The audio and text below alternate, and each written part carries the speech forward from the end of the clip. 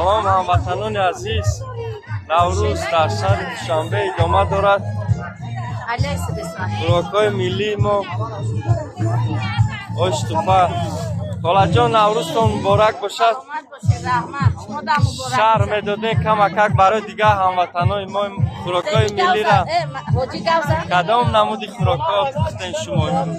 ما چند نمود خوراک‌های ملی تاجیکی خود ما را پختیم. این مقدار میتونم باشی توپا، اومد، شکر و سمبوسه، سومنک، بسیار چیزهایی تاجیکی را ما پخته پیشنهاد کردیم. تبریک میکنین هموطنان را.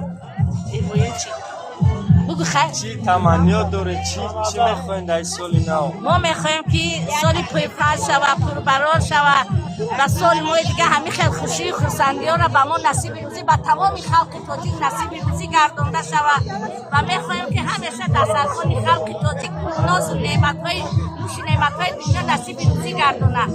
سلامت باشید. ما هم میچشیم. سومنک کجا شید؟ سومنک بردم. شکرانه.